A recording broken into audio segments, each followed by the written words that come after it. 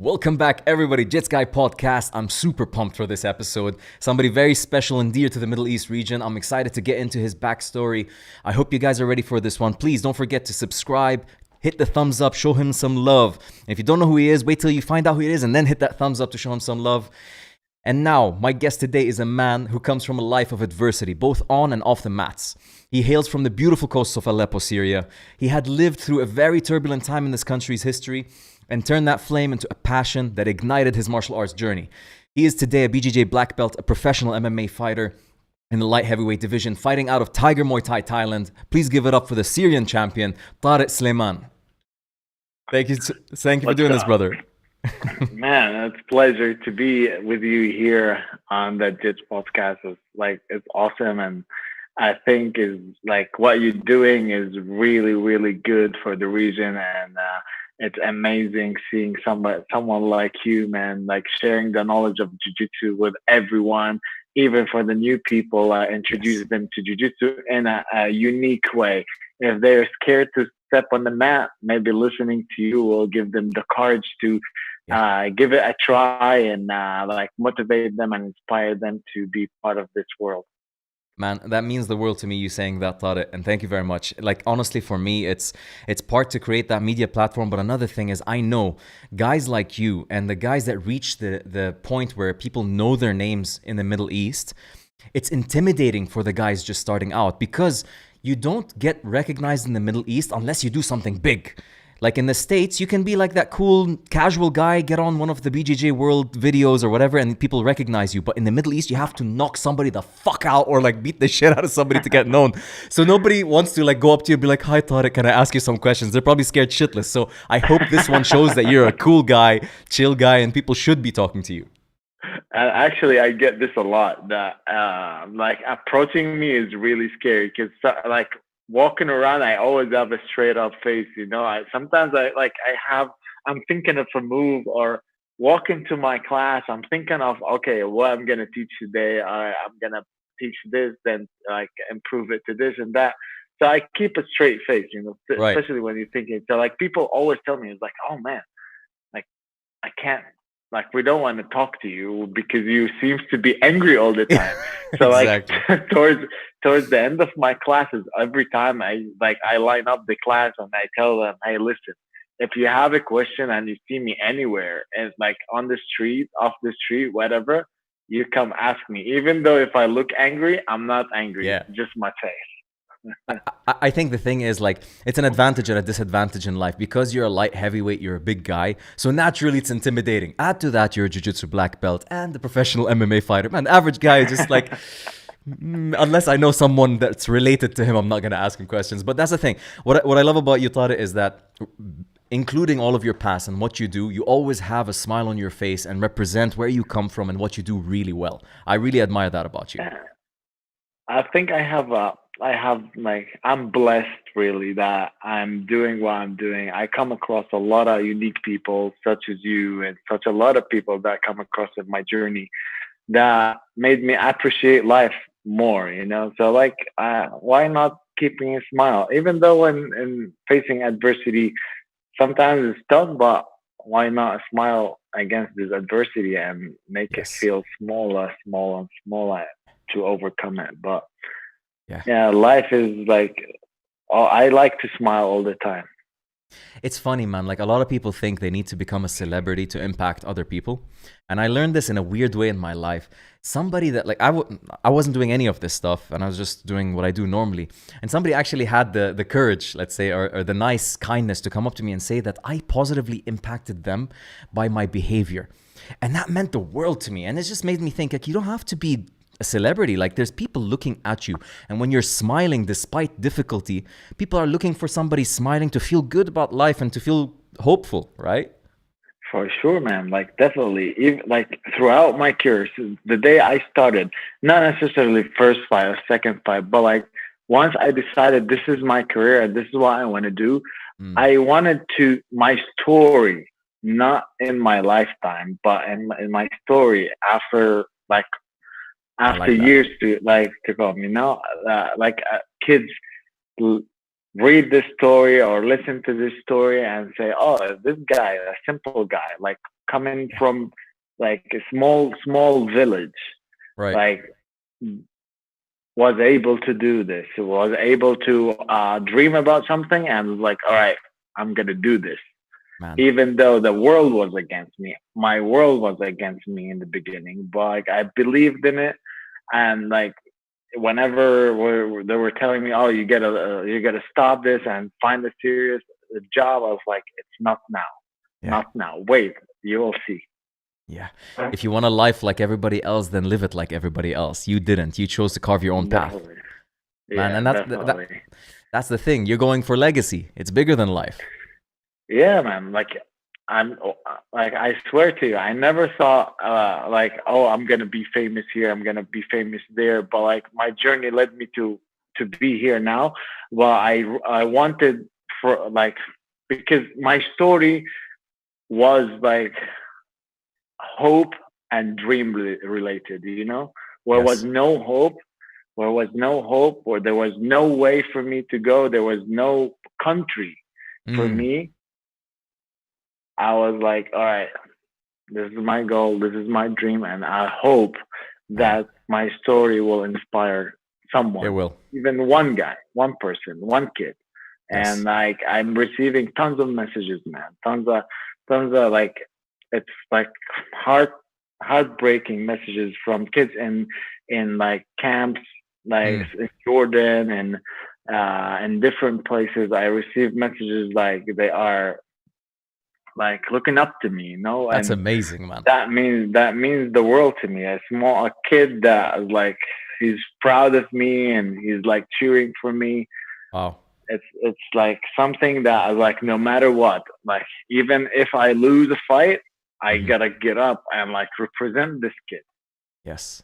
You That's know, like huge. I was like, hey, listen, I want to tell this kid, even if I lose, even if I got knocked out, submitted, break my leg, break my arm, I Mm. still can recover and I can make a comeback. So Man. nothing can come at you in this life and break your will or break your or steal your hope. Yeah. You're always gonna chase them. Yeah. So like it's like something gives me energy and gives me goals and gives me motivation every day. You know, Tariq, what I hear you say, I really admire. You hear it in many people. And let's be honest, many people that they talk this talk, but their walk, even though they're walking the walk, it might not be the right walk to vocalize for people. But the reason I admire you, and I told you this in the beginning, is because you walk the right walk for the people watching you. Because when you say you get up and defeat adversity, it's not an angry guy getting up defeating adversity. It's a cool, calm, collected, smiling guy. Oh my goodness, that's way more powerful, man. It's easy to be pissed off at life. It's fucking easy to be Yeah, angry, but it's not exactly. easy to be smiling. It's not easy to be positive, even against adversity. And that's the cool part of you, man. I really respect that. Definitely, man. I always like I faced some really. I lost all my everything around me, my friends, family, everything. Lost faith in me, but I stood up and I Yep. kept calm. I kept my smile, and I won them back. Like Amazing. every single one, you know. But Yeah, this is what shaped me today. This is I got you. what gives me this like I the get you. smile. I think. Yes. Tell me more about this. So you come from Aleppo, Syria. Were you born there? Not Aleppo. So Oh, I'm from a small village. okay. So Aleppo is a city. I'm in a small village in the mountain called Bustan al Basha. It's Okay. closer to the coast. So like I grew up like any normal kid with Hmm. let's say Wolof family. My dad worked yeah, in a sports shop. So Okay. I always been into sports and stuff like that. So when I was a kid, he was interested to enroll me in swimming team. So I was competing in swimming as a kid, plus Nice. school, plus. So like in the winter time, I was like again in trouble, sneaking out with Ah, my friends and swimming in the sea in the cold weather. So I was like doing a okay. challenge. So I was getting sick often. Okay. And so like later on, they introduced me to boxing. Like Ooh, it was, okay. I think, yeah, my first martial art. Nobody knows this. Everyone thinks that I'm a grappler, but Yeah. yes. So my first martial art ever was boxing In Syria, how was the level of boxing then? in Syria. Shockingly, it's really good. Like the training is I think similar to the Soviet Union kind of style. Ooh, okay, so tough. Tough, yeah, tough. I like punching, like heavy, like small gloves, don't care. Okay. It's really tough. It's really, I think toughness, my toughness came from that gym. It's like really shitty, dusty, old gym, Yeah. two bags, Oh very no. old ring. Okay. Yeah, And how man, I old were you? remember. Uh 2015, maybe 15 or 14, something like Okay. that. All right. All right. Yeah, and this is a cool story. For the coach to make us run fast, he used to stand. So we ran a football field. Okay. So he stand on one point, and as we're running, he used to slap us with or whip us with a jumping rope Oh shit. to speed up. It's like, yeah, this is will give you energy. And like I go home with marks of the the rope. Man, it was like fun time. Very inspirational coach. No need for words. Just whip the shit out of your students. But some coaches Yeah, would love to do that these days. I know, right? Sometimes I think about it. Oh man. So you did boxing for how many years with this gentle coach? uh, I did it for a couple years, actually, 2 or 3 years. But Okay. in between, I went to UK for summer schools, to like study out. My parents were preparing me for abroad school, and then I came back to Syria. I finished my senior year in school. Then I moved to Lebanon. Oh, So like okay. during this time, during the last year in Syria, Hmm. it was 2007. My last year was in Syria. Oh, so you Yeah. went through the thick of the war. No. So when the war started was 2011. I was in Lebanon. Oh, all right. I'm losing my dates. Yeah. So you left before the war even started. Yes. I see. So Okay. I left to Lebanon. My mom is Lebanese, so I went to Lebanon, and I got accepted at American University of Beirut, Nice. and yeah, and I was student there. My, I finished in 2013. Is when I left.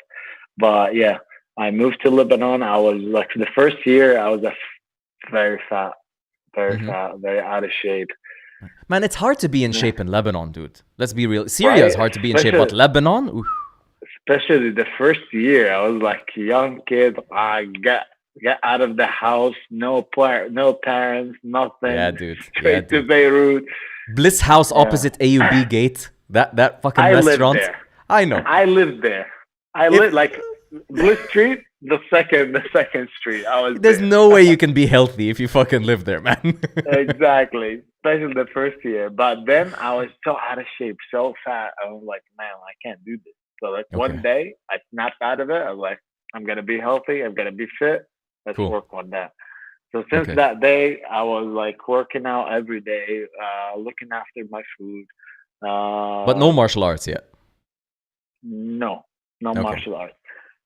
In late 2010, I saw a kickboxing class in the gym I used to go to, Okay. and then I started going to that class, and the coach said to me, "Oh, you have good boxing.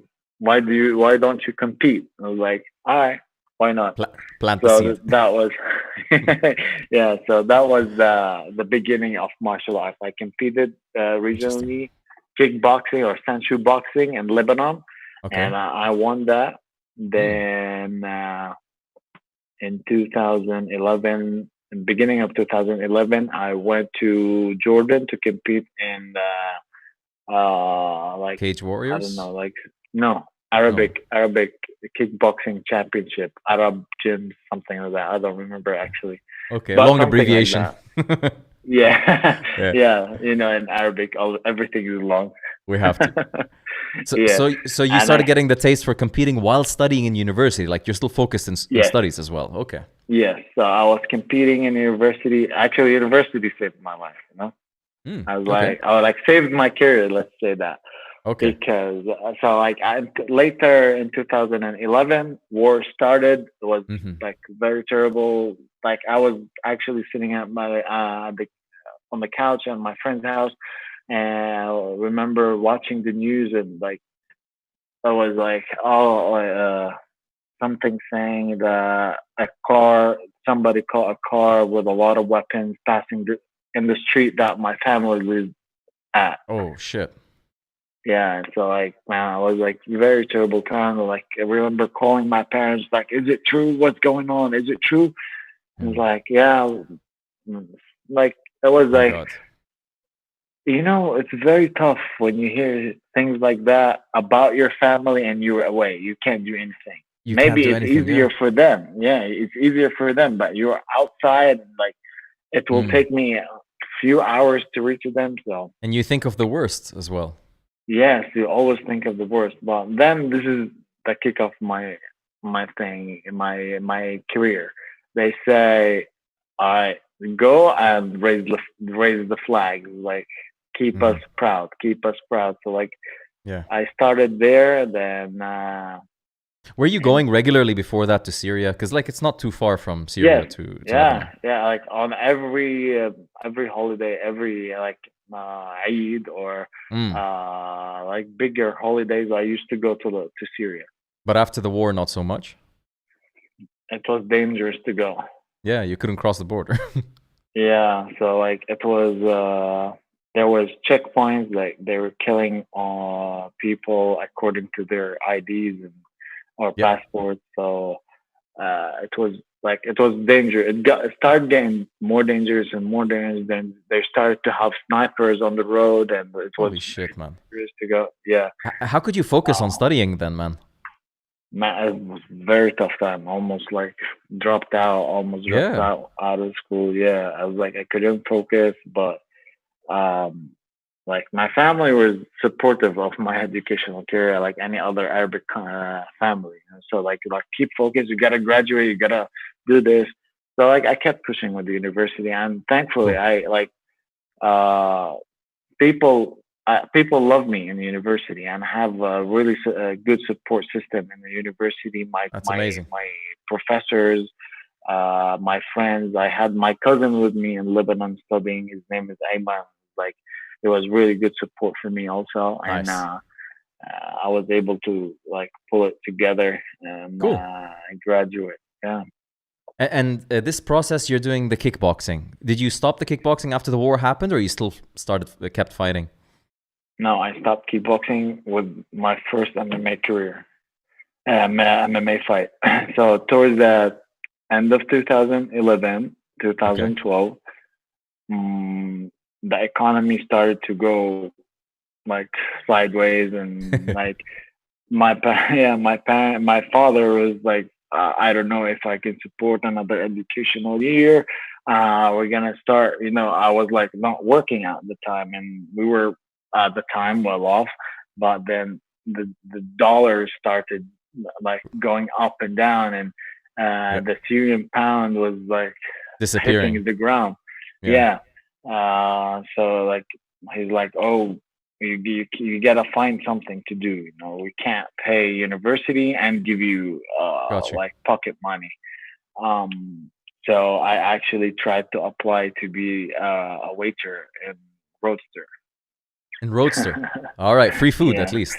You're yeah, thinking. but man, I couldn't do it. It was very tough. It was like going from somewhere. I don't know. It's like I know it's not Yeah. like work is not shameful, but I just I couldn't know. take orders, Yeah. but I and understand. then that's when the opportunity for fighting came, and Interesting. my friend, or actually the coach of who introduced me to kickboxing was in contact with Cage Warriors, who came to Lebanon for the first time. It was the first MMA show to be organized in Lebanon. The Cage Warrior Fight Night 3. Ooh, okay. And yeah, I got to fight. I got a fight, and it's like my friend told me, he's like, "Hey, you want to fight?" I'm like, "Yeah, why not?" He's like, Okay. "Oh, you're gonna get paid for it." I was like, "What?" Tried me, Nice. yeah. I don't All care. right, nice. Fuck Yeah. waiters. Yeah. Much love to waiters. right? I'm gonna get paid a couple bucks for 15 minutes. Let's do it. So I started Nice. training kickboxing or whatever. Then this is when I met Danny. Ooh, okay. And what was Danny doing back then? He was That was a still blue starting. belt in university.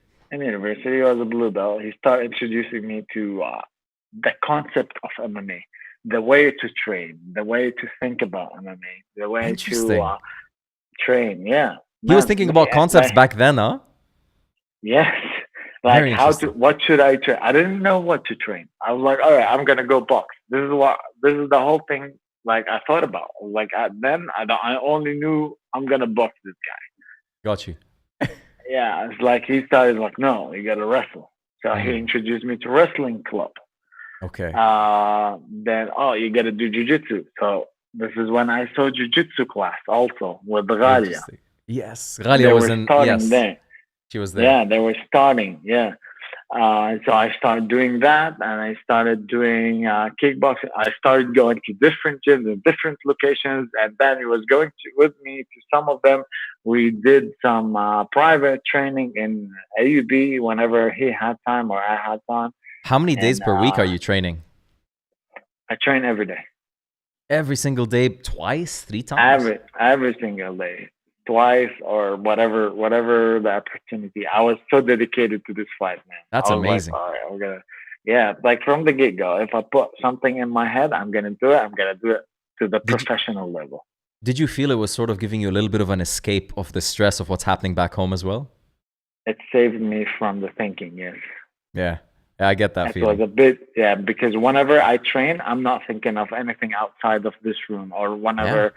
It's a lifesaver. Or the next move. So I always I think I was going at the time to a lot of trainings just to escape from the facts or the news on the internet. I'm sure. So yeah, so it was a lifesaver, and I got to fight. I got the fight in Cage Warriors. I fought a jiu-jitsu guy. Danny cornered me. Jiu-jitsu what belt guy? Purple belt. Yazan Janab. He's a Jordanian. Oh no. Purple belt. He used to compete a lot in jiu-jitsu as well. I was like beginner white belt. Oh my God. So how did that go? I won the fight. So what? Amazing. Did you keep it on the feet or did you go to the ground? No. So the first round, he came aggressive, took me down, mounted me. Ooh, but shit. I was like, oh my God, I don't know what to do here. So I held bear on hug. to him, Okay. bear hug, till the ref stood us up. And then I was like, I'm not going down. No way. Exactly. So I kept it standing. And I won on points. This is I think my only win by points. Interesting. And did he have your opponent? What was his name? Yazan Janab. So Yazan, did he have striking background or was it just jiu-jitsu? He had 4 MMA fights in Cage Warriors.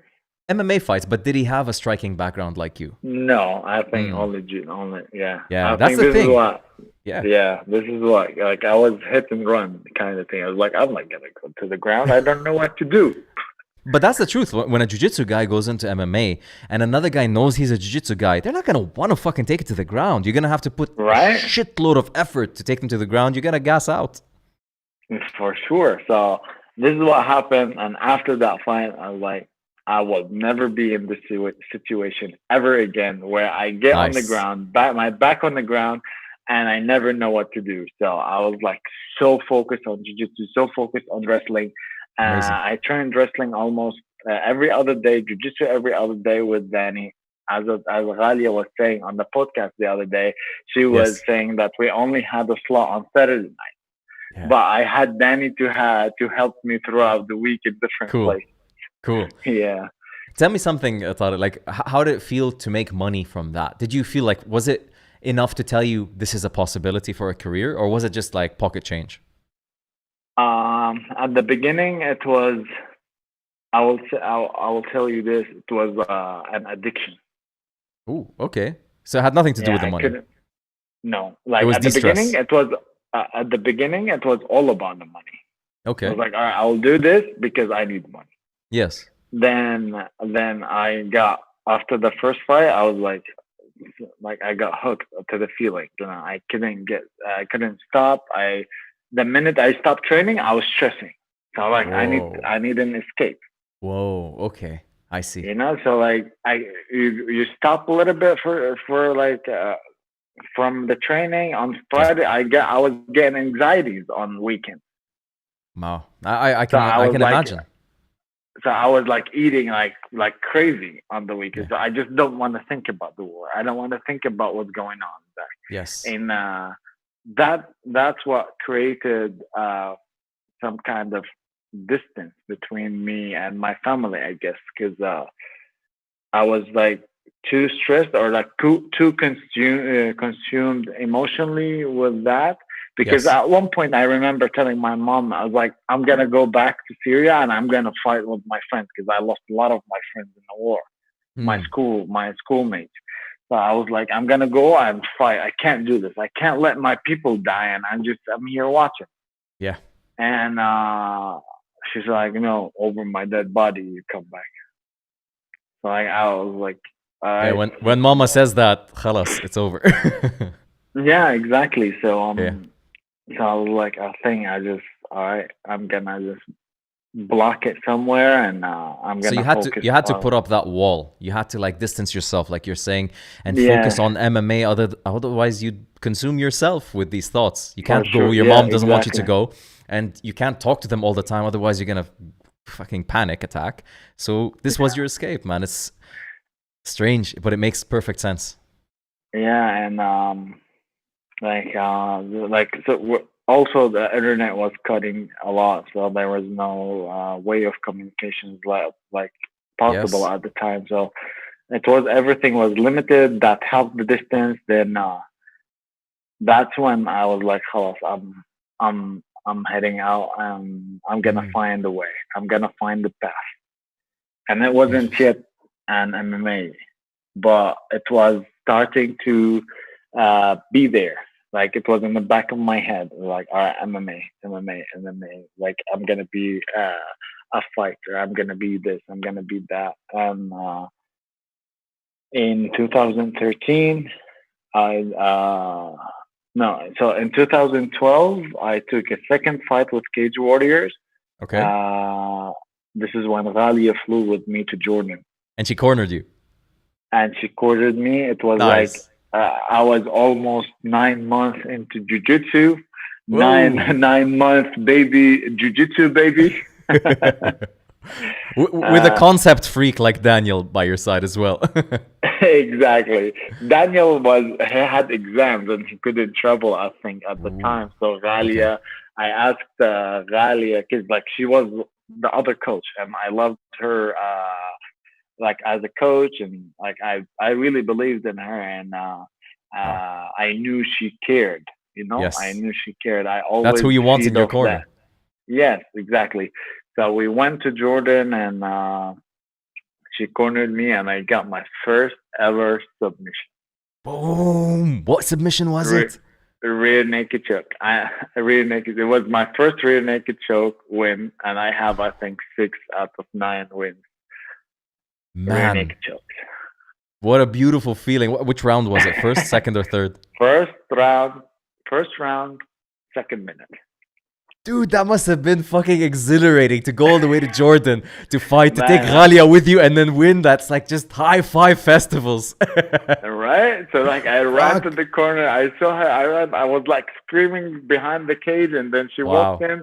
in. We hugged each other. Man, it was like Fucking amazing, man. That incredible, is amazing. incredible. Yeah. So, And there's no way you don't get hooked after that kind of shit, dude. right, Fuck. right. So like the feeling was like, oh, this is it. I love it. I love the lifestyle. I love Okay. the dedication and the escape. I love the feel. I love, like the feeling of I was like, okay, the minute I stop thinking about MMA, I think about war. So Yeah. I don't know. Like, Yeah. so that's when I started, okay, dedicating more of my off time to MMA. Then I started borrowing more time from my academic life to MMA. Okay. Then I started involving my professors into my MMA life. How?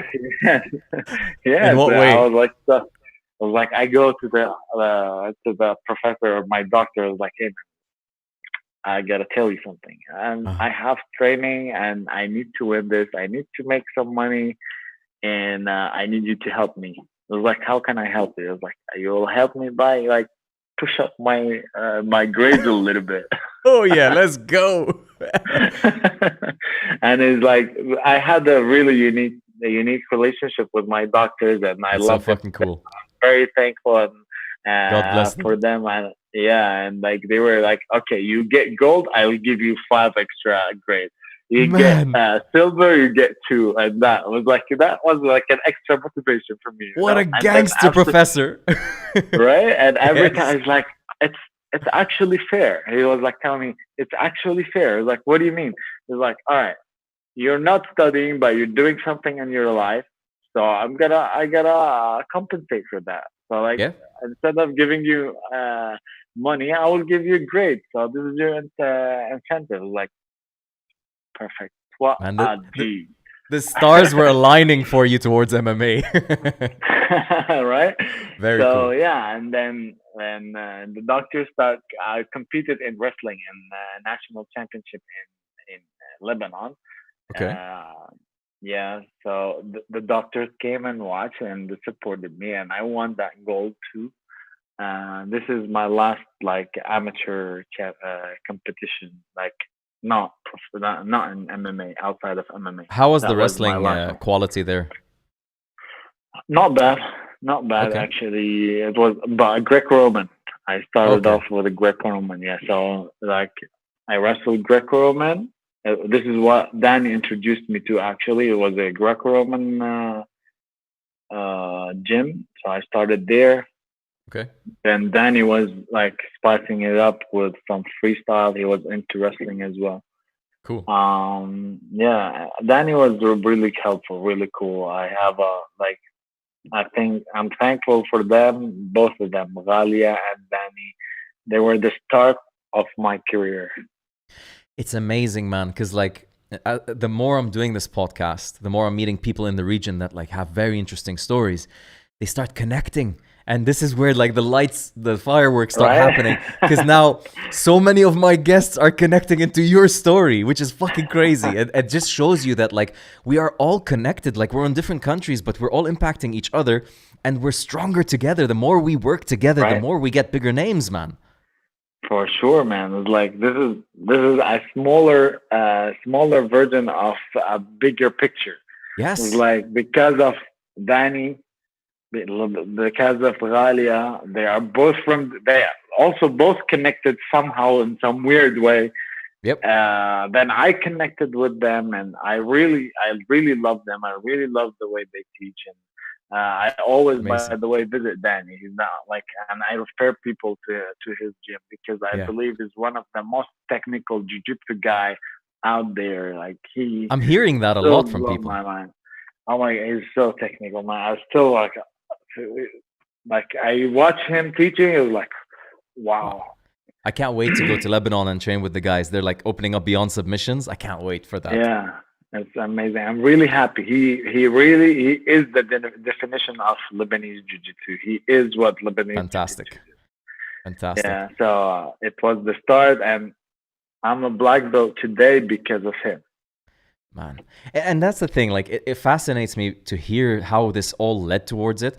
In the beginning, I would be like, what takes a guy living in this life to go to Thailand, move there, and just live fighting? Like, in my brain, it was so difficult to make that bridge. But now hearing you explain how it removed the stress of the moment and how it gave you an escape, it makes perfect sense. When did you decide Yeah, that man. move? So in 2012, Desert Force contacted me and they asked me to fight professionally. It was Okay. it was like a new program they're doing, or a show with NBC Action. So it was a double contract. I'm gonna sign a contract with them and a contract with NBC Action. Okay. And like I was like, all right, what's the go on that? I was like, double the money. I was like, I'm sold. And So they I thought contacted that you. Why? Like, why did they reach you? they were watching the Cage Warriors in Cool. Jordan. Very cool. So everything led to it, like to each other. And they called me. I was actually doing an internship in an agriculture company in Saida in south of Lebanon. What? I was like, oh my God, the waking up too early, going to in the office for multiple hours, not doing anything is like, Okay. then I went to Jordan. I filmed a promo movie or video for NBC Action. It took me like 1 week there. I liked the lifestyle, also training and meeting random people from all over the world. Yes. And that was the start. 2013, I won my first fight in NBC. This is before you even went to Thailand. Yes, before. Amazing. It was against Jordanian, Palestinian, Palestinian, Australian guy. Okay. I won. Then I was like, all right, it seems like things are getting really professional. I am on TV. I'm representing myself. I'm representing my country.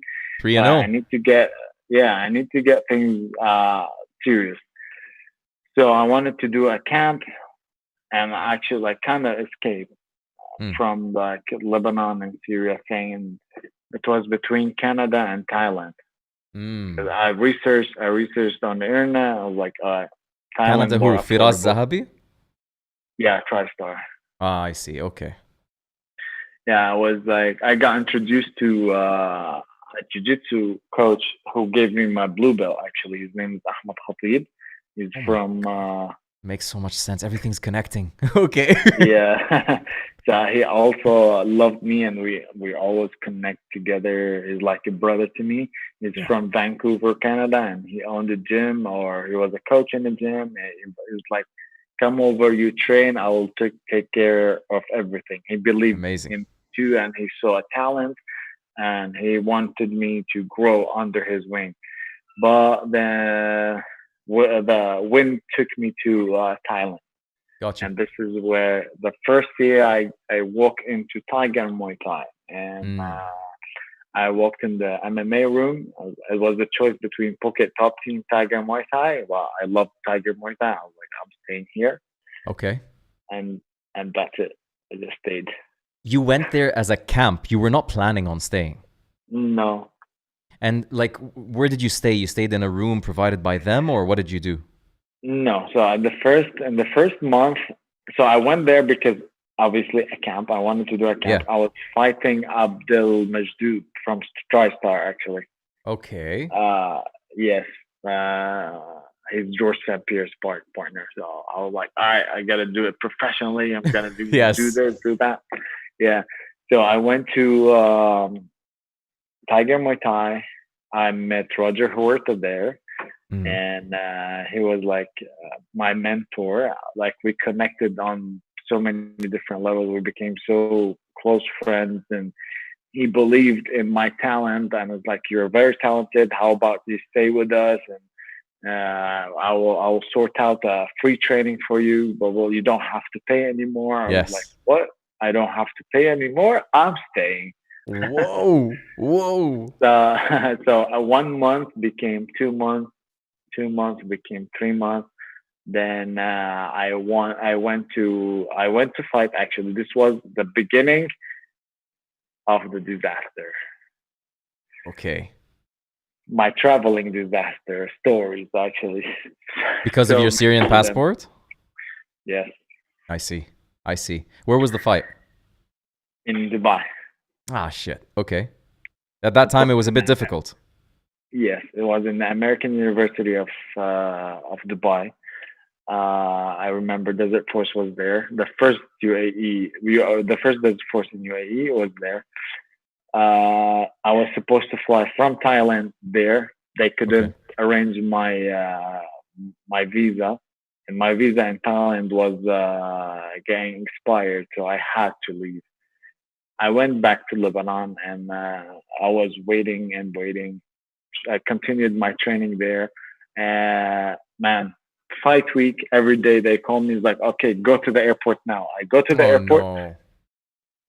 The airlines don't let me on the plane. So I tell them, listen, they didn't let me on the plane. I go back home. It's like, don't cancel anything. Stay on hold. Next day, same thing. I go to the airport. They don't let me on the plane. I go back. Next day, same. Every day of fight week, I go to the airport till the weigh-in day. That's fucked up, dude. I had hope. On weigh-in day, they said, "Okay, we did something. We had a hookup. You don't have a visa, but go to the airport."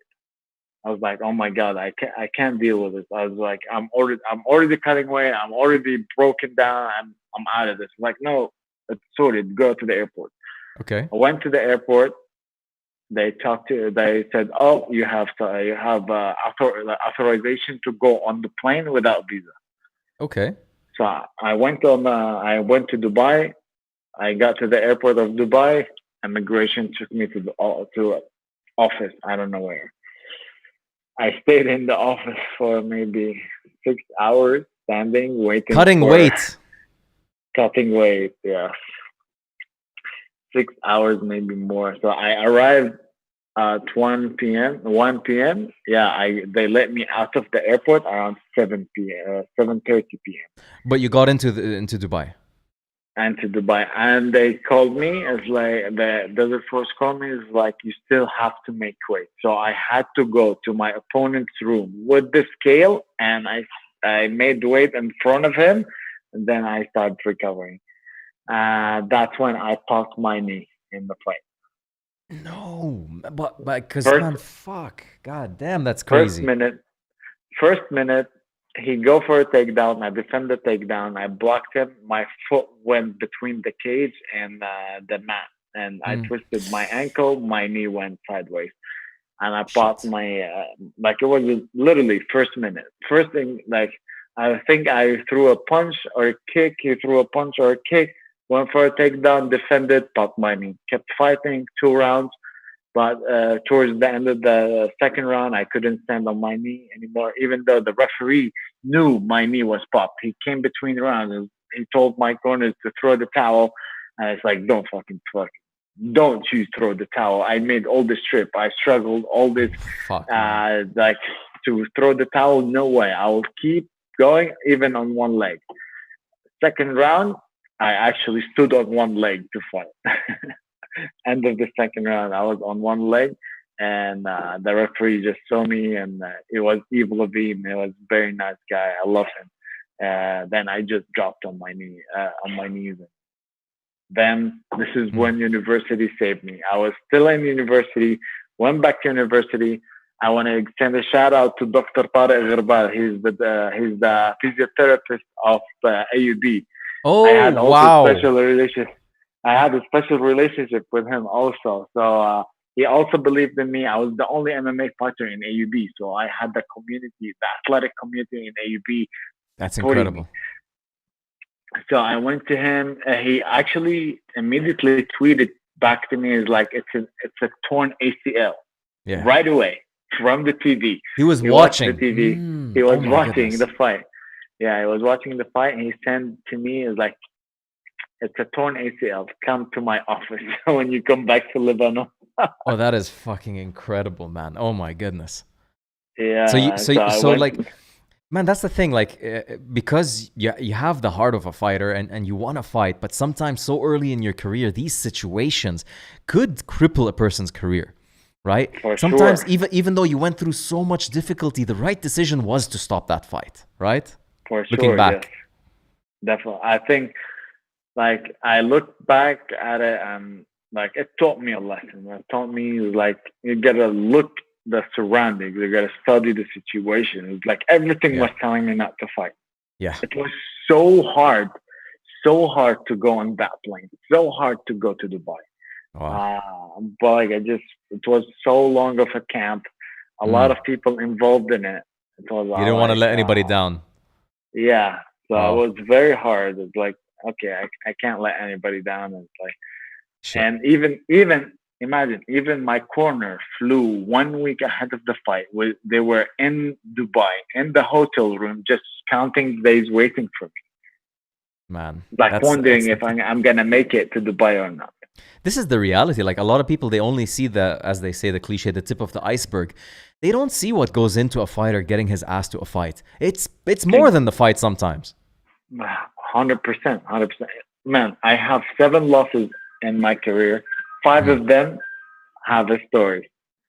Oh my goodness, man. Oh, so like, did you have to do a surgery after this, or was it Yeah, so I went back to Lebanon. Dr. Tarek, he was kind enough to put me under his wing on the road to recovery. okay? He's I think one of the best physiotherapists out there, specifically for knees. He put me on strength program prior to the surgery. So I was Mm. lifting and running and doing a lot of muscle building activities. Okay. For my leg is like I want you to go strong to the surgery. So I got my leg Ah, strong. Yeah, I got my leg strong. smart. Went to the surgery. I was still under the AUB insurance, student insurance. I was lucky enough. I got that Wow. sorted. I got the knee. Dr. Tariq worked on me really, really hard. 6 months. This is when I got my final project in university. I did the project. I won an innovation of the year in AUB. It Whoa, was man. an Yeah, it was a prize and it was a competition. So I involved my project in the competition. I won a financial prize. I took the money, checked out of Lebanon. That's incredible, man. Like unbelievable how like when you don't see it, but like that thing really did save you. Like being in AUB and having that relation with Tara, Dr. Tara, and having the AUB insurance. My God, did it save? Yeah, man. It's like I'm telling you, AUB saved me. This is the thing. I want to give a shout out to Lebanon and AUB because not so many people understand this. AUB and Lebanon in general, all of Lebanon's educational system is very impressive. They give the student the feeling that he's part of something bigger than himself. Most universities, places 100%. feel like commercial, private, and shit. In Lebanon, they have this educational culture that's unique to them. Ooh, like just 100%, your man. story just makes me believe in that further. So like, God bless them, God bless that structure. I'm so happy to hear that worked out for you, man. And when you say I checked out, you checked out back to Thailand. Yes. Boom. How did it feel like being an Arab from Syria, then Lebanon, then Thailand? Like, how did it feel living in Asia? Did you feel like a fucking samurai? Man, so lost. Lost. I'd imagine, yeah. I didn't know what the fuck I was doing. It was like, It was just fighting, but outside of fighting, what was going on in your life? I was completely isolated. I created a bubble. I created a Uh, martial arts bubble. I was training 2, 3 times a day, connecting with different fighters from all over the world. I decided that's cool. to, yeah, and that's actually when I was like, all right, I'm gonna represent my country. I'm gonna show the world that whatever they see on the news of Syrian people is wrong. And Wow. there are Syrian people out there, well educated, they present themselves very well, they present their country very well, they present their families very well. And I wanted to make sure at every fight I raise a flag. Yeah. And I say, I am Syrian and I want you to believe that we are good people. Yeah. And so I got an offer to be a refugee in several countries without Mhm. mentioning names, and it was a planned refugee plan to have me fly to Russia, get in a car trunk, drive me to Germany. Mm. Yeah, so It's I fucking was like, crazy. but I refused. Like, if I do this refugee stuff, I can't represent. I can't fight for my identity. Yeah.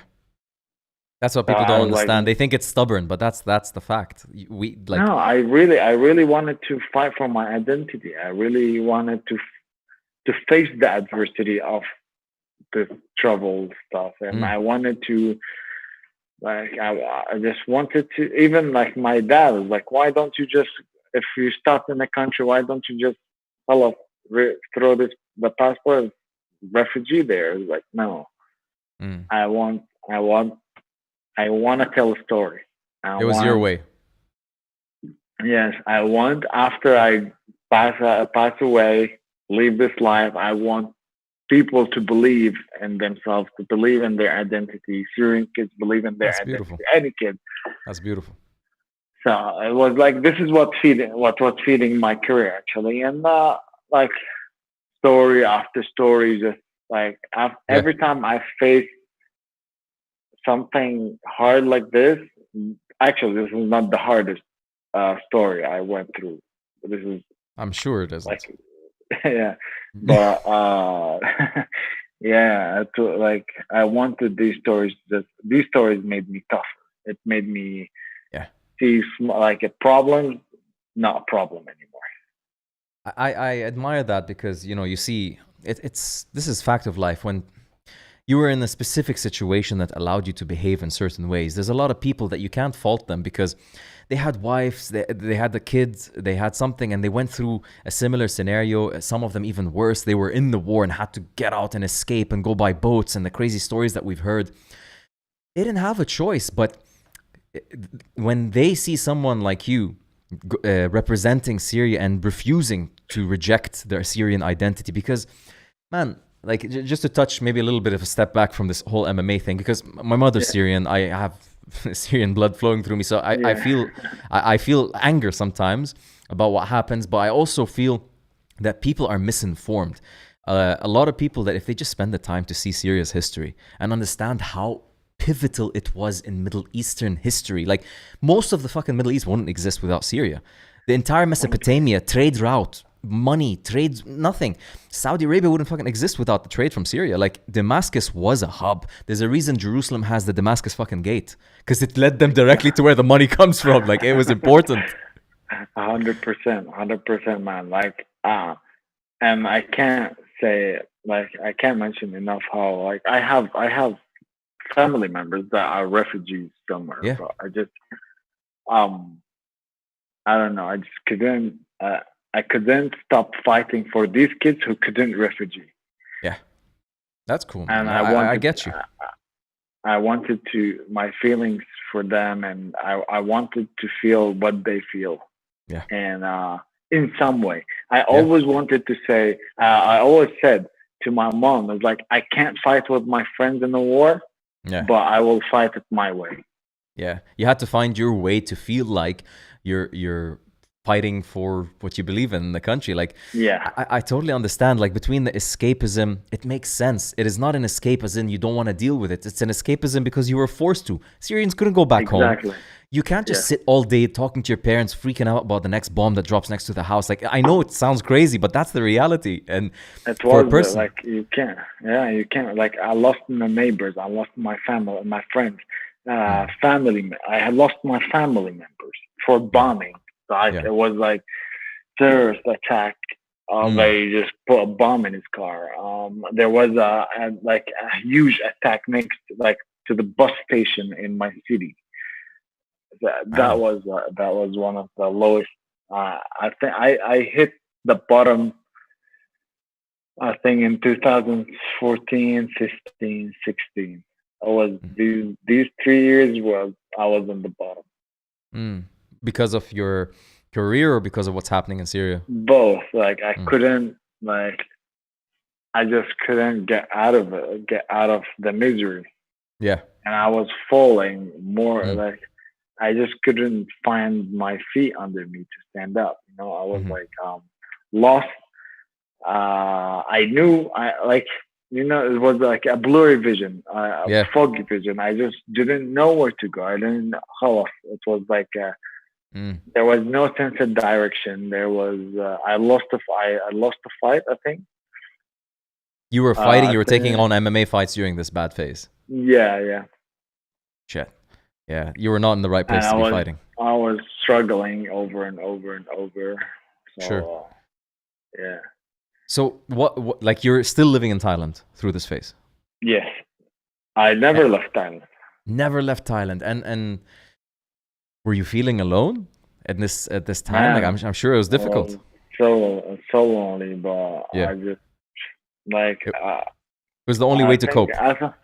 yeah, I was like training was my escape. Training was the way I talk to people. Training Yeah. was like introduced me to people, introduced me to coaches. It made me friends.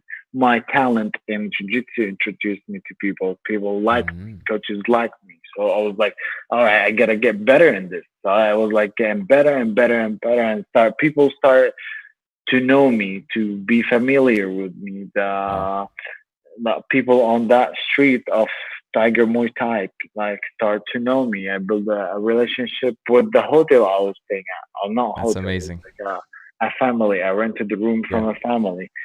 But I had also when I was in Thailand, when every three because of a Syrian passport, I had to fly every 3 months to Lebanon to renew my visa because I couldn't do my Sure. visa from any other country. So I was flying, and thankfully, I had a really good sponsor then, Sheikh Nasser Al Thani. He was sponsoring me at that time, and he was like, without him, also, I would have been able Wow. to live in Thailand. Yeah.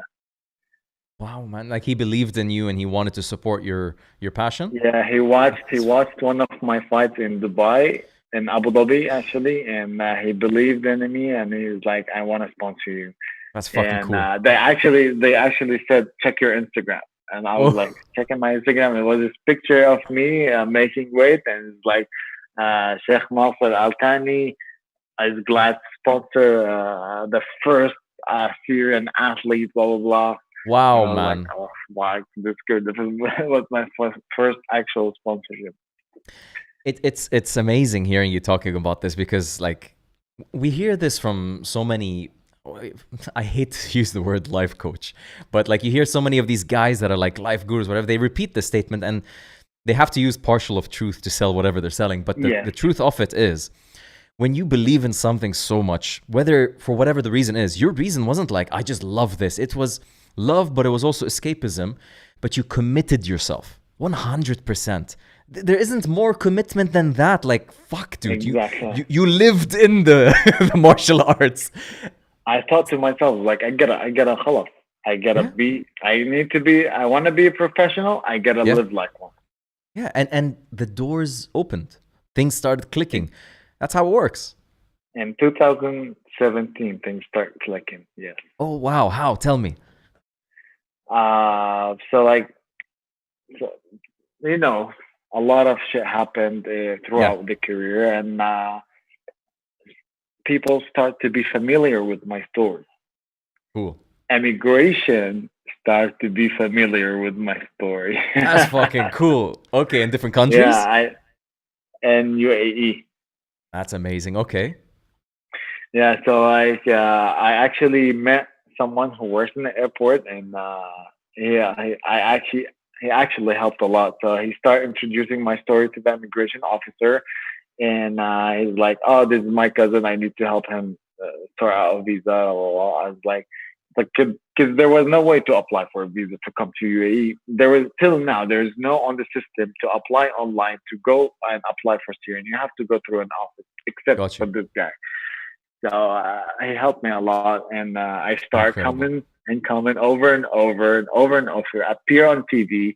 Wow. People start to be familiar with my story. I spoke a lot. I was like, at the beginning, actually, I struggled with my story because it was so like it meant a lot to me because my friends, I lost a lot of friends. So every time I talked about my story or where I come from or the war, I was smiling.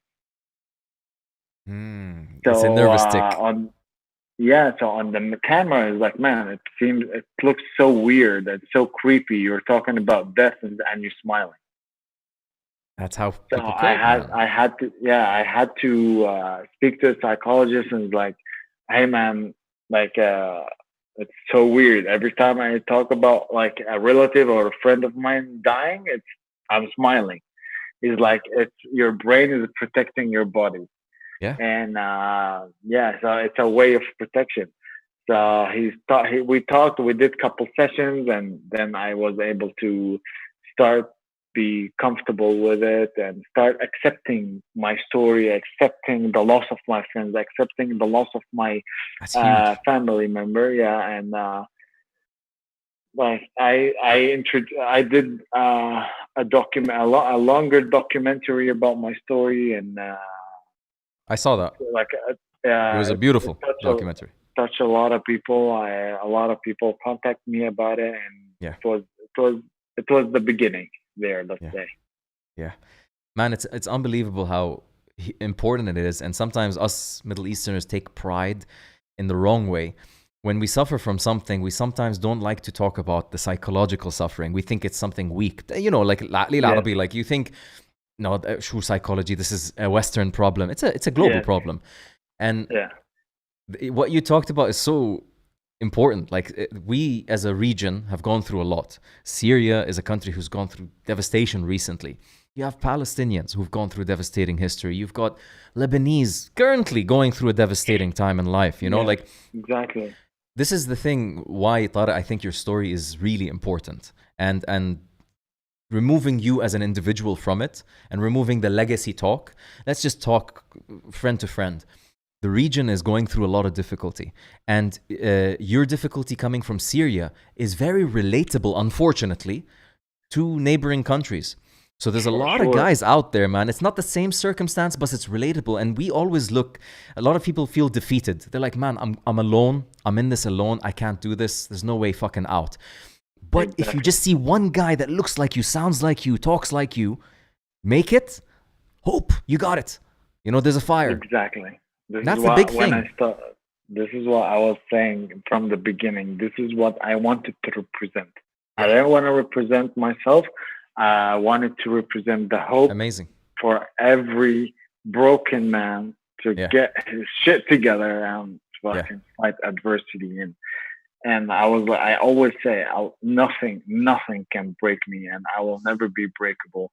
I will always bounce back. And for sure, there is sometimes that I think of giving up. Then I remember these points was like, I punched myself and I was like, get your shit together. Go fucking work out. So I just start to work out again. And then I think about the next war or the next fight. Yeah, I was like, all right, I lost my last fight. Got knocked out. Or like, after it, so down. I don't want to fight anymore.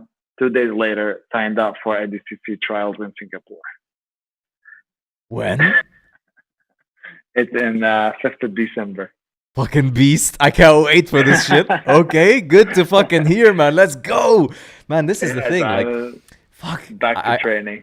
It's exciting to hear your ambition, not just in MMA now, in ADCC. This is close to home right now, so we're going to get into this. But, dude, man, it's unique. We're going through a very interesting time in MMA for the Middle East, for Middle Easterners. It's not so easy. It's not this dream where you can dream it and it'll happen, it'll be a success. Maybe not as much now. The reality is we don't have the infrastructure like the US has to funnel fighters into the big stage. The US, you go there, you just get lucky by going to a gym like Fortis MMA Texas, like, all of the famous gyms that exist, and they have a funnel to the UFC. In the Middle East, none of the gyms have a funnel to the UFC, right? It's building, it's getting there, but it's still... But you have to think of the career in terms of longevity and not to dishearten yourself, because speaking from my own personal experience, not directly in MMA, but the worst times in my life and the most difficulties I faced led to the opportunities that I have today and I'm blessed for. And I wouldn't have gotten where I am today without having gone the routes that they were not the fruitful routes. But if I didn't do them, I would have never gotten to here. Impossible. 100%. I agree. Doing MMA is not necessarily a hopeless cause now. You're already getting, mashallah, and you're getting into the big stage and stuff. But for everybody listening as well, it leads to things. You just have to have faith. If you commit to yourself and want to be the best at something, the door will fucking open somewhere. So you're fighting. You keep fighting. That's it. 100%. This is what also I mentioned in the beginning. I was telling whenever this question rose in the past, and or my family told me to quit, I was like, not Mm. now. Mm. You're not gonna see me successful now, but you're gonna see me successful when I stop fighting. Yes, I see. This is I'm putting coins in a bank that I will collect when I stop fighting. But some Very people are wise. lucky that will collect something, or they find something in their way while they're fighting. Yeah. This is a matter of luck. But I do sincerely believe that I will I will be more successful when I stop fighting. That is extremely mature and healthy for you to think that way, Yeah, because you never know, man. The thing is, like, you'll never feel the rain if you don't step out. You got to be in the 100%. position to receive luck, because there is luck in life. If you're not 100%. fighting, you never know, man. If you're not challenging yourself, you never know when something might just hit big. Maybe something you do will go fucking viral. You never know, right? And 100%. it's healthy to be mature and be like, okay, my goal is not directly this. If something happens, khairu barakah, but otherwise, you know what I mean? Like, it's the right thinking. Yeah, I totally agree. And like every fight is a good story for me. And like after 2017, things start changing for me. And then I went to bigger stages, Mhm. compete in jiu-jitsu, competing, and I won a world championship in UAE. Met legends like Sakuraba. Whoa. I Did you competed train with him? his team. No, His team. Okay. so it was a team match. It was a quintet, if you heard of it. Yeah. Yeah, I was on Team Tiger Muay Thai in Quintet 2 in Japan, Tokyo. Oh, wow. What was that And like, man? it was surreal. I love Japan, man. Yeah. I love the Japanese fans. Oh my god. I never felt like a superstar till I went to Japan. Man, that's so fucking true. They know how to be fans. Not just I they never. gather. It was my first time to Japan. They knew who I am. They had pictures of me to sign. I was like, "Who are you people?" What? Like, man, they appreciate. They are in love with martial arts. They in love with jiu-jitsu. No wonder Hickson Gracie fucking adores that place. I love Japan. If I wanna live in a place, it will be Japan. Man, Japan is you're hitting a very like soft spot in my heart, because like my honeymoon with my wife was Japan. My early years, I go every chance I get to Japan. I adore the culture, but especially the fight culture, man. You're right. Even the fans don't train, they don't fight, but they study. They fucking study. They know it better than most competitors. They had all the information of us. We were 5 on the team. They had our information written down. It's like, oh, you Tarek, you Tiger Muay Thai. I was like, just wearing casually. I was walking outside, grabbing ramen. Yeah. I was like, you Tarek. They come to our hotel. They waited in the lobby. What? I'm like, oh my god! I really felt like a superstar there. I love it. Fucking I want to go amazing. there. I said, Quintet, I will fight for free. Just take me there. Wow, man. Listen, I want to share with you a funny story, just for people listening, as a reference for Japan. So I was there with my wife and we're just walking around. We went to this area near Shinjuku. It's called Golden Gai. Golden Gai, GAI. It's an area with many small bars lined up. And the bars are like 10 square meters, 15 square meters, really small places. I was walking and I see a bar that has a Palestinian flag. Okay, this relates to what you're saying in a weird way. Yeah. So it has a Palestinian flag on the bar and Taibe beer advertisements all over the wall. I'm like, what? There's a Palestinian guy in fucking Tokyo with a bar. So I go in. I'm a Palestinian as well, so I want to go and say Hayak, Tahiyyat. I go upstairs. I look. I'm like, وين الفلسطيني الأزعر? There's nobody. I'm looking. There's not a single Arab-looking guy. I just see a Japanese guy sitting behind the bar listening to Win Aramallah and music. What the fuck's going on? So I look at him, I'm like, excuse me, is this place owned by an Arab? He's like, no. I'm like, who owns this place? He's like, me. I'm like, I'm Palestinian. He's like, oh, so this nay. And he starts like talking to me and he's in love with me. I'm like, wait. This is your place? Why is it so Palestinian? Are you half Palestinian? He's like, no, I love Palestine. I love and Abu Hammar. And he started saying this shit. I'm looking at my wife, I'm like, what the fuck's going on? And then he looks at me, he's like, don't go to the bar opposite. I'm like, why? He's like, Israel. I'm like, what?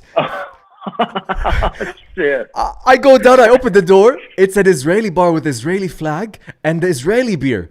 And you go inside, it's a Japanese guy. There's no Palestinians or Israelis. It's just they want to go deep into something and they want to feel part of a fight. Malhomsh I khas. know, right? They have no chips in the fucking game, man. I died laughing. This is why I love Japan. They just get into it.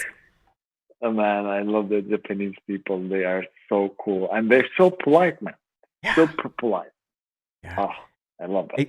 It kind of makes sense why so much martial art came from that country, doesn't it? When you see this kind Right? of deep passion. I know. Because, like, what? Martial arts teaches you, like, ethics. Teaches you to be, I don't know, be, like, respectful to your coaches, your family members. And they're all about it. They're all about respect. They're so respectful people, man. Yeah. From the kid to the oldest guy ever. I'm in love with that.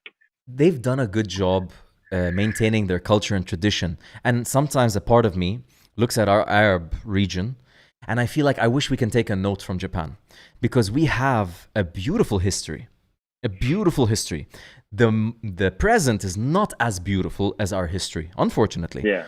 If we can take a fucking note from Japan and find out how to extract the pride, the respect, the science, the theories, we have a fucking crazy history. If we can just try to replicate it in newer generations a little bit. Yeah, I know. Just like I know what you're saying, and it's sad. It's sad to see like we had the beautiful history, but just it's not repeating itself. I feel. I think. And another life coach. I can see, but Tony Robbins, which is a very famous life coach. I like something he says about the path in life. Is like any history, any time, any person going through whatever, they think that there's something. It can change like this. It can change in an instant. You just have to make a decision that you want to fucking change it. And this is why I believe people like you, people who are getting the camera, the mic on them, have a role to play to kind of like tell the newer generation, this is how you carry yourself. Like there's a lot of this like, fuck you, I'm going to win. I'm the toughest motherfucker. Okay, great. Good for you. You're a good fighter. But let's talk about Middle East and benefiting each other, the new generation watching you, teaching them etiquette. It's different. I think like with like new fighters from the region, without mentioning names, like trying to imitate the Europeans, like acting the Conor McGregor of the Arab. It doesn't suit our culture. We are not like that. Just not like it will be cool for 5 minutes. Yeah. But people will not remember it. People will remember, these parents, because what we lack in this region is the sports education. Yeah. Parents are not fully believing in sports as a career. Yeah. So a parent seeing a guy acting foolish on camera and like pushing each other and fighting, it's like, I don't want my kid to be like this. 100%. I am a fighter. I don't want my kid to be like this. 100%. To act like Conor McGregor. No, I want to see a respectful guy, acting professionally, acting like a businessman in front of his bosses, in front of his colleague, which is my opponent, because my opponent, at the end of the day, I can't fight without my opponent.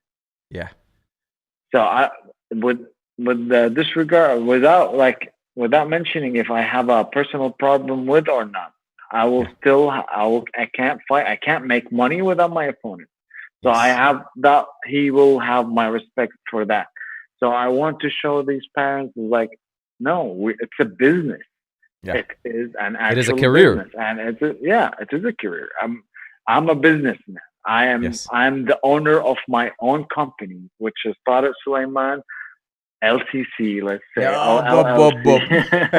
and affiliates, and affiliates, and I'm representing my brand. I'm a brand, and I need to grow this brand, and I'll grow it with the good behavior, with good talk, and hopefully more people will get into the sport. I really wish for the MMA education in the region, and hopefully with the help of the UFC coming to Abu Dhabi, like Oh yeah. what UAE is doing in regards of MMA, it's huge, man. It's, like Yes. I'm so in And love with jiu-jitsu. this country, and jiu-jitsu. Like I'm so in love with this country, man. Like they are they adopted MMA. They adopted martial arts and jiu-jitsu. It is the capital of martial arts now, in my eyes 100%. at least. No, Like it is. There's no it's doubt. surface. Yeah. I mean, like I'm in love with it, and actually, I don't mind my time here. I'm loving my time here, and Yeah. I'm enjoying the jiu-jitsu. I'm so in love with the The jiu-jitsu here. level is I insane, love isn't it. it? Oh my god. Oh my god. I really feel I was telling you I was rolling with Nivaldo Oliveira, and man, I felt like a white belt. Yeah. They Oh make you feel like that. Dude, yeah, I was this is like, the crazy thing. I was talking to my coaches the other day, and I'm like, listen, if the UAE didn't do what it did, what would you be doing? Would you still do you think you'll still be doing jiu-jitsu to provide for your family? Most of them are like, no.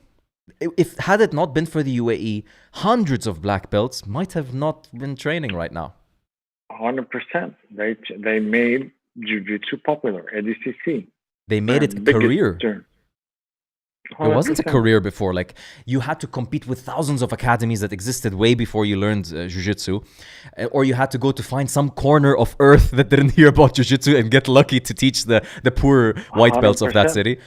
So, like, Yeah. the model doesn't fucking work anymore. You go, man. And I do think that without jiu-jitsu, there was no MMA. Oh yeah, oh yeah, yeah. But Jiu-jitsu is the mother that gave birth for MMA. so okay. I have an interesting discussion for you now. Let's get into like a little bit of the technical talk with martial arts. Now, this is true when you look at Brazil. Brazil led to this whole vale tudo kind of culture, and Yeah. jiu-jitsu dominated in it because jiu-jitsu was still very raw. It wasn't a sport. It wasn't 4 points advantages. It was, I'm gonna Exactly. fucking beat the shit out of you using jiu-jitsu. Today, we have an example in the UAE of a hardcore, way more than Brazil ever had, program of jiu-jitsu. Except Yes. it's very sport heavy. Very sport heavy. This is why people here struggle with my style. Yes. So does this lead to MMA? Because what Brazil did led to MMA, but I don't believe that this sport focus is going to lead to MMA success. And I don't know if No. that's even worth it. Like maybe the success in jiu-jitsu in the region will be way more valuable as a career than MMA, but just for the Now- discussion. Yeah, now I think I 100% agree with you. It's this jiu-jitsu doesn't suit MMA. Right. Because I will just speak about a simple role Okay. I just had today. They focus too much about passing. I Yes. focus about finishing. Mm-hmm. You know, they focus about getting points. No, I think I focus about making miserable rolls for my opponent. I don't care where I am. I don't care if I am in a half guard or side control. I care. I'm gonna make it as much as uncomfortable for him for the next round to think of like, I don't want to roll with him. I see. Because I think to finish the fight. Mm-hmm. For me, every time I roll, this is how I train, because I train MMA oriented. I Yes. wanna in my head, because I love jiu-jitsu. Every time I hit the mat with my opponent, the fight is over. I'm tapping him out. I'm not gonna think about submission position. I'm not gonna think about passing. I don't pass. I just make it painful. Yeah, from any position. And But from this is any what position. this is what I want to ask you. This is a very unique opportunity to ask you. In your head, when you're fighting, what's the priority, submission or position? Because MMA is very position heavy. There's certain positions that might be bad in sport that are actually pretty fucking good in MMA. Like when you're rolling, are you thinking I can punch from here, I cannot punch from here, or are you not thinking that? No. No. No. Would it be but good to think I that? think I drill. No, I think no, maybe I'm mistaken. I do think about positions, because I think I drill it too much that I don't think about it anymore. I see. But it's important, right? Yeah. Like for MMA jiu-jitsu, you have to lead the game to certain positions. Otherwise, you're on the bottom side of an elbow. Yes, 100%. No, I'm totally wrong. Positions, like, I think I drilled it too much that I don't think about it anymore. That's the best way. But yeah, but I think because I always connect wrestling to jiu-jitsu when I train in Tiger Muay Thai. Like in Tiger Muay Thai, we're very grappling oriented. We're not we don't do sport jiu-jitsu. Wow. Okay. We do hurt jiu-jitsu, pain jiu-jitsu. What's hurt jiu-jitsu? Like, can you give me an example of like a position and what you would do to hurt someone or make them uncomfortable? I don't rear naked choke anyone. Okay, the jaw? I face choke. I face crank. Neck crank. I see. Anything painful. Like leg locks, shin locks, calf slicers, wrist locks. The dirty shit. I will dig my elbow in very awkward places to make you uncomfortable. I'll dig it between your ribs. I will get some. I will bicep slice you. I will put my knee in your throat. This is the jiu-jitsu I do in Tiger. I love how we opened up by saying don't be intimidated by Tarek, and then you say shit like this. Who the fuck's gonna roll with you now? Yeah, people really avoid rolling with me in Tiger. But I'm sure that in Tiger, but maybe here you like dub your elbows a little bit. Yeah, here I'm very respectful. I will find some black belts that will like tear the shit out of me, but I love it. Yeah, in Tiger, because we only had 2 days in the gi that we roll in the gi. The rest we have 4 jiu-jitsu classes a day and all no gi. So why do you roll in the gi? Because I love it. Okay, but you don't see it as a valuable tool for MMA? It's not exciting anymore. It's not, man. No gi is like power, endurance, position, scrambles. I love that. I do love that talent. For sure.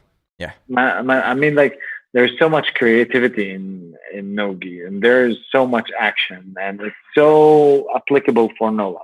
If I want to introduce any guy or any kid to jiu-jitsu, I'm not going to tell him, go buy $200 a gi and come train. No. Whatever you're wearing, jump on a mat. Yeah.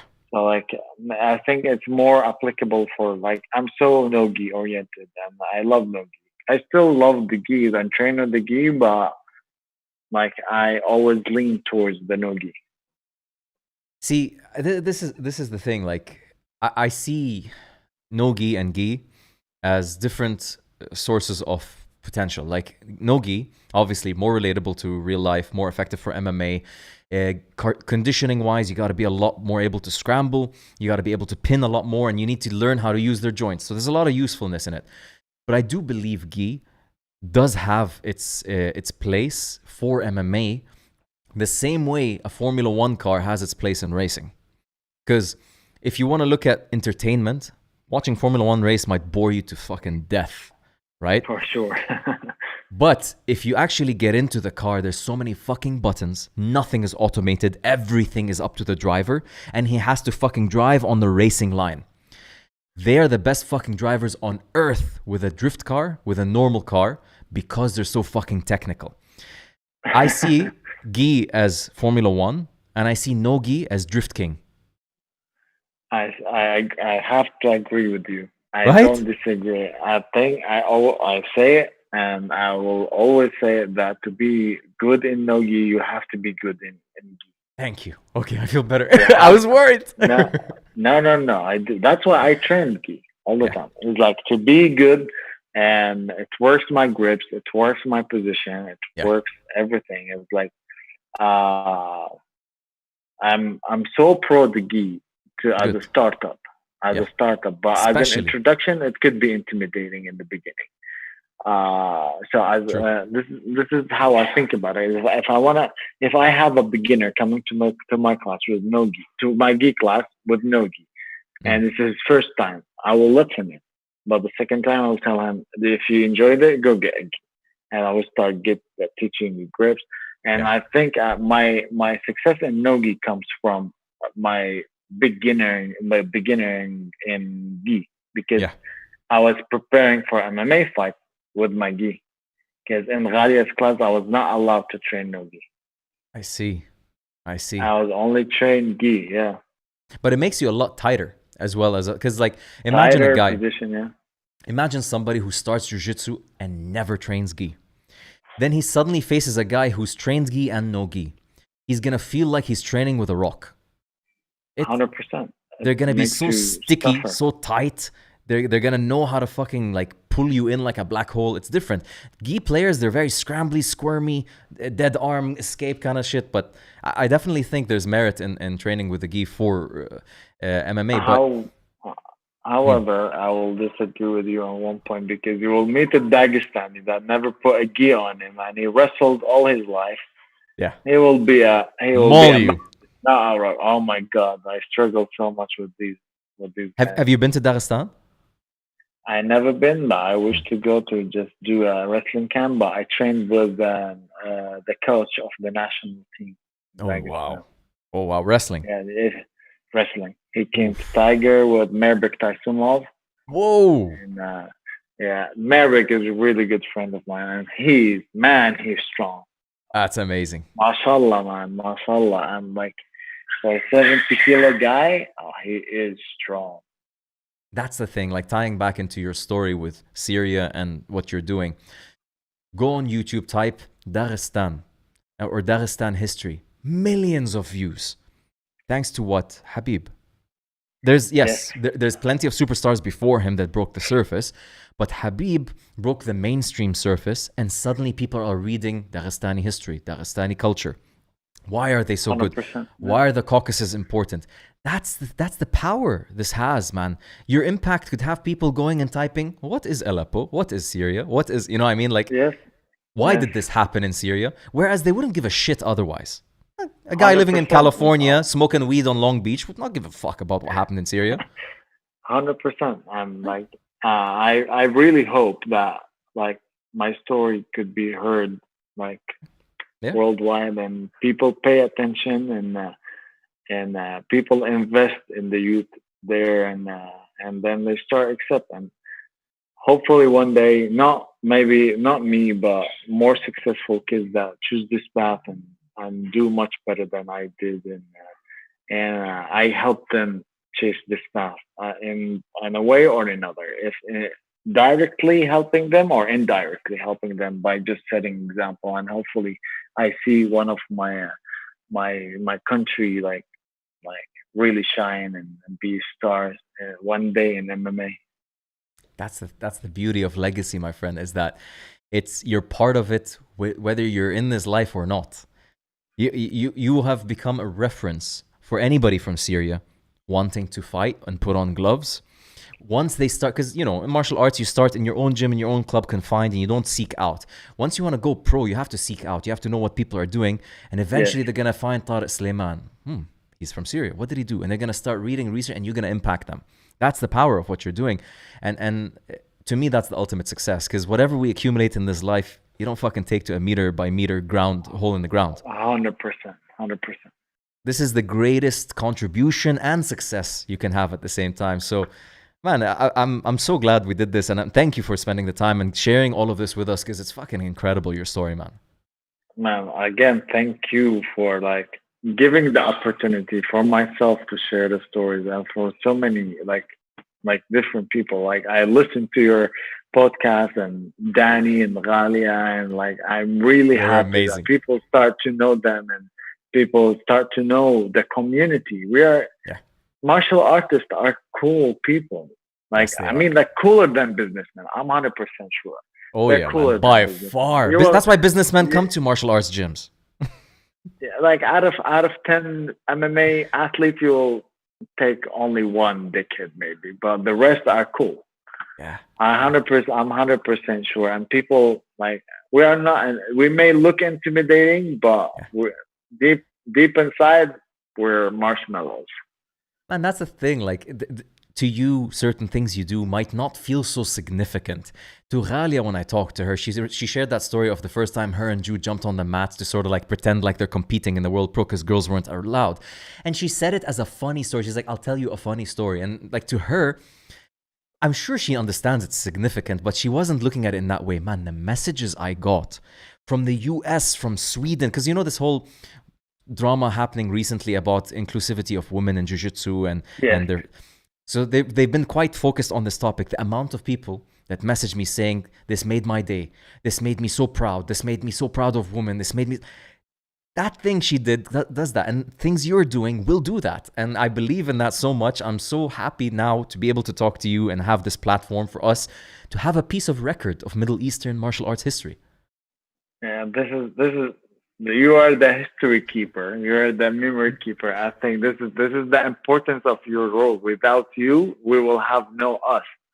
This is the most proud I could be hearing you say that. It's an honor. I'm serious about it, and I said it to Muhammad Hosseini. He also had me on his podcast for maybe like a short version. Yes, I said we need what we lack in the Middle East is you guys. Yes. The Jits guy, Muhammad Hosseini's podcast. Hands down. We need you guys to show our handiwork, to show our talent, to tell our story. Yeah. And without you, like I'm sure we will be no us. Muhammad Hosseini is the guy that gave me hope. So yeah. you give fighters hope, right? Muhammad Hosseini's been doing this for a long time, media side and stuff, but I just love he's authentic. He's not a fighter. He's not a fighter. Like, he's trained jiu-jitsu, but he's been around the scene. He's like a Japanese Emirati. He knows more about fighting than most fighters. Way. Yeah, exactly. I know he's a fighter in a different way, and I can't tell you enough how proud I am of him. Yeah, because look at him. He is the face of the Arab people in the UFC, I think. Yes, the right face. I really respect him for that. The right face. I really like, sincerely. He may not know that, but I sincerely admire his work, and I admire the things he did, and I'm so proud to see him on the TV, breaking down fights, talking about UFC, and carrying the flag of UFC and MMA in the region, and like I'm so happy to see that. It's fantastic, man. I'm telling you, like, the future is so bright because it's a baby. It's literally so young. Exactly. So fucking exciting, man, because now you're seeing the surface. You're seeing what you're doing. You're seeing Munir Laziz now going into Munir Sniper in UFC. Lazaz. You're seeing a lot of names starting to surface. You're going to ADCC trials. Yallah, like, it's fucking exciting. It is now, like, it is now growing. It is happening, and it's as you said, it's the start. It's like I can't predict the future, but I think it's going to be a lot of fun for the region. Yeah, hands down. There's only up to go from here. For you, just before we wrap things up, I want to know what's your plan for the future. Are you going to be fighting an MMA fight soon, or is your mind focused on the ADCC? ADCC. So like the ADCC thing is a bit far now, but like I'm setting eyes on that. That's a goal for me to be in the ADCC long before, but now it's an opportunity. The ADCC president in Singapore contacted me. Is like, just enroll your name. It's nothing is sure set yet. They set a date, but it's not sure happening because of the pandemic. So they may postpone into a different date. So I'm training towards that. But in the meanwhile, whatever opportunity comes my way, MMA wise, I will take it. But looking towards October, November to fight. Nothing in the near future, but October, November. I just want to have a proper fight for this one, fight camps. For this one, because my previous one, I just got off the couch, out of the lockdown, went to the cage, and I wasn't pleased with the result. But that's the difficult thing, that this lockdown affects the fighter camp as well. Like, look at Max Holloway in the last UFC. He was saying, he's like, I fucking sparred on Zoom. He's like, well, how do you prepare for a fight? Right? Yeah, I mean, like, it was very tough finding people willing to train with me, challenge the rules, and like going behind closed doors to train. It was very challenging. Yeah. I want to like shout out to, without mentioning the name, to the people that put themselves on the line and came train with me. Yes. But it was very, very hard and limited training camp for this fight. And the quarantine before that wasn't fun. I'm sure it was, man. I'm sure it was. But listen, like, I'm excited about your future. I hope to see you competing both in MMA, and I really hope to see you in ADCC. I will be following you a lot more closely now, especially the jiu-jitsu side. Thank you. And we definitely have to meet up in the near future and train together without elbows in my ribs. Now I'm here. No, I will be. Now I'm rude jiu-jitsu in Thailand. I'm very polite jiu-jitsu here. Okay, cool. The Arabic hospitality like, shows in your jiu-jitsu. Okay. exactly, right? The Arabic blood kicked in once I hit ground in UAE. Excellent. I'm happy to know that. Khalas then. Everybody on YouTube, I hope you guys enjoyed this podcast with Tarek Suleiman. Absolutely humble, powerful, and great representative of the region. I'm very proud to have you representing us, my friend. Man, thank you very much for having me on the podcast, and it's an honor and extreme pleasure to be on the podcast with you. And I'm like sincerely admiring your work. Thank you, brother. Thank you. In the near future, also, we will do another podcast after a successful completion of some big feat that you've done, and we'll talk to you about it then, inshallah. For sure, inshallah. Habibi. Thank you so much, guys. Everybody on YouTube, much love. Tomorrow, don't forget to tune in. We got a Warrior Princess guest tomorrow at 10 p.m. You're going to really enjoy this guest. Much love to everybody tuning in. Catch you tomorrow at 10 p.m. Abu Dhabi. Don't forget, hit the thumbs up. Show Tarek some love on this video. Hit that thumbs up. I'll catch you guys tomorrow. Us.